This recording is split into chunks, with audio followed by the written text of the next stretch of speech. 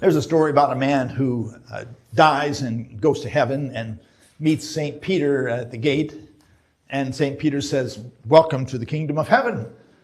You can come in, but you'll have to leave your roller bag behind." "What's in it?" And the man says, "Well, it's my go bag. I had everything packed so that I'd be ready for this journey. I have the nameplate on my office that says CEO. I have my golf trophies. I have a picture of my fourth wife and a big wad of cash." And St. Peter says, "Well, you can't bring that into heaven. Either you can leave it here and come in, or you can go to the other place."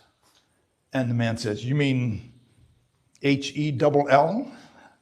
And St. Peter says, "That's right.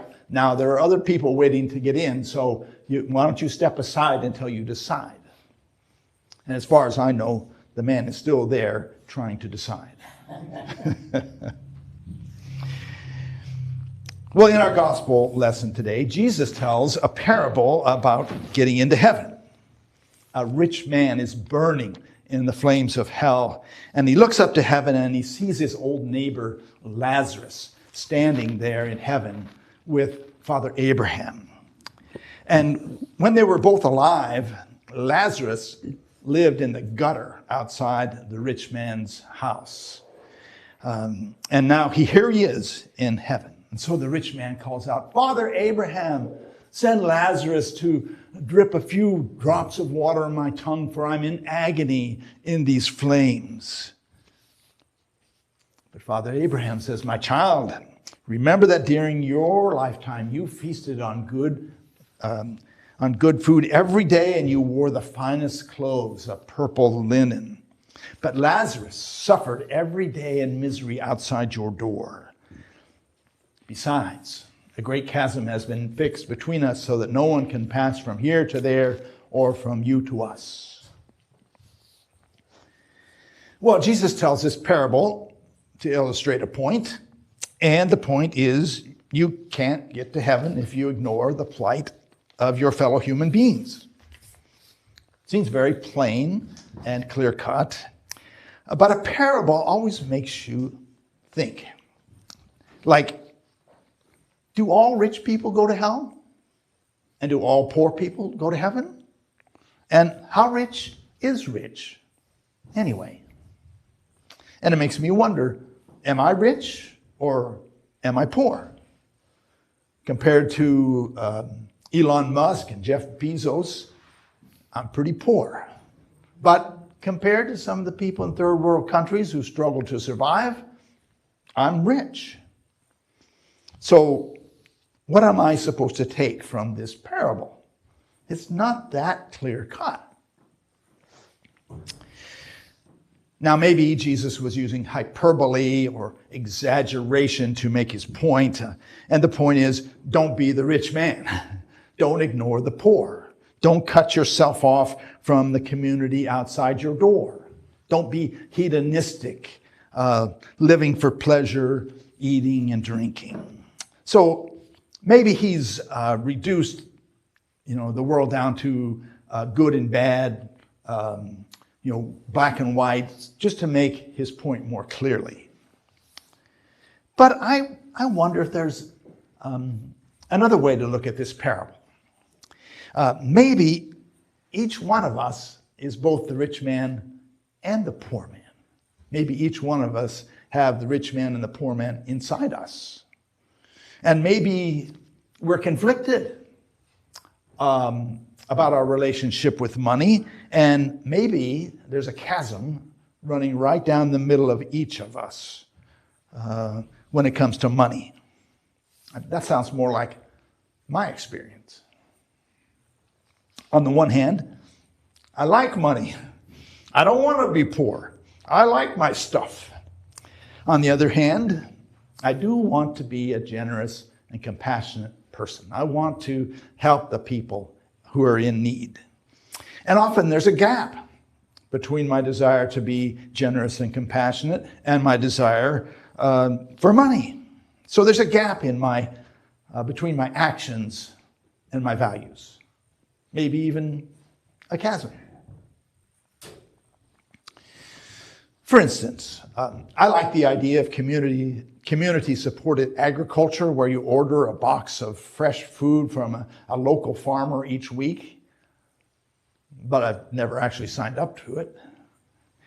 I like the idea of buying an electric car, but I fill up my car with gasoline every week.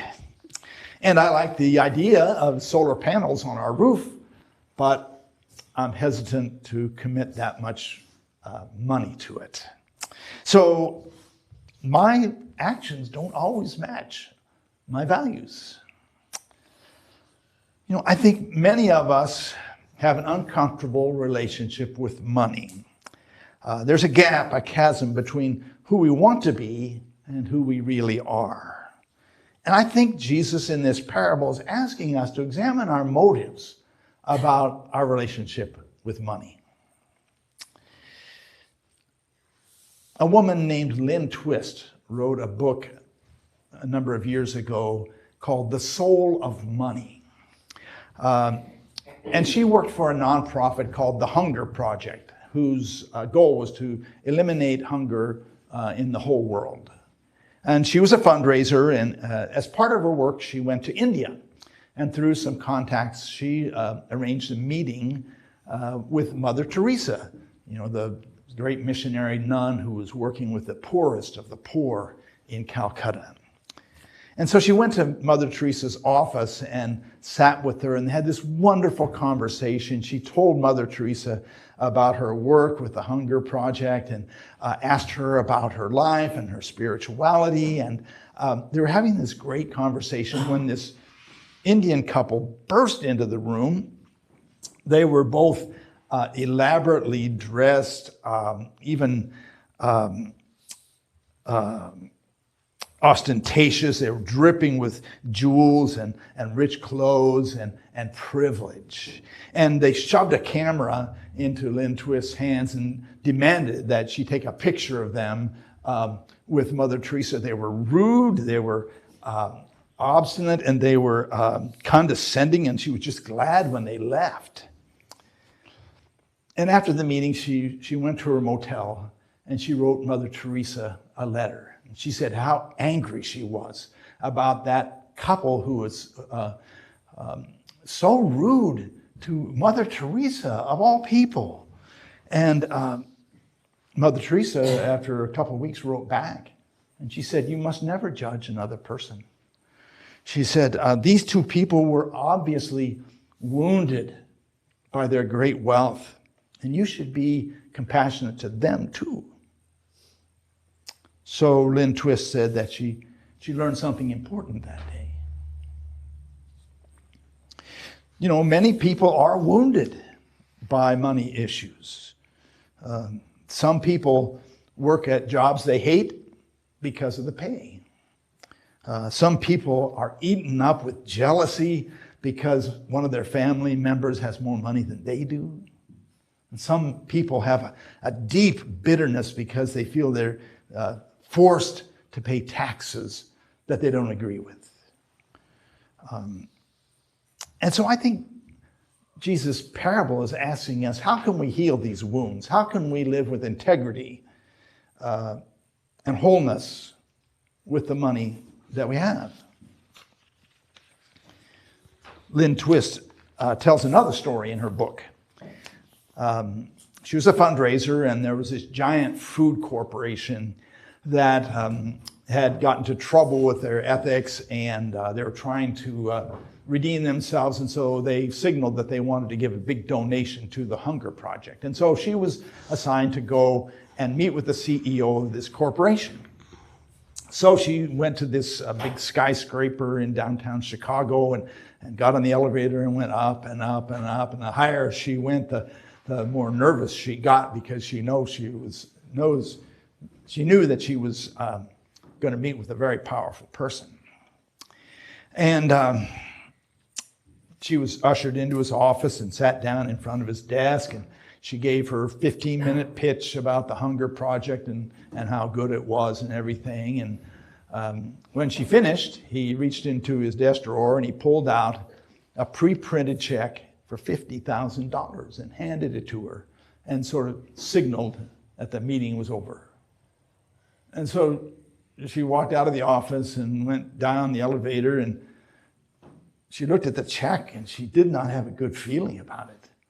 She felt it was like dirty money, that he was just trying to buy his way out of some bad situation. And so the next day, she wrote a letter to the CEO and returned the check.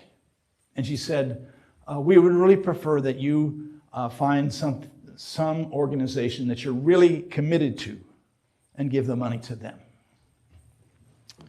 And as she mailed the letter, she felt this big load lift off of her shoulders. Well, many years later, she received a letter from that CEO. And he said that he had retired. And after he retired, he was going back over his career and remembering the high moments and the important events in his career. And one thing that stood out was that meeting with her and getting that letter with the $50,000 check in it.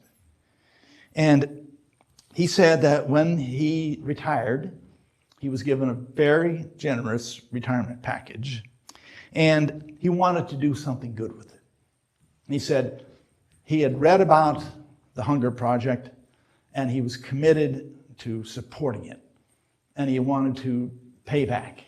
And so he included a check that was many times more than the $50,000 than the corporation had originally sent. So I think maybe the chasm in his life became a little bit smaller that day. You know, they say that hearses don't have a trailer hitch because you can't take it with you.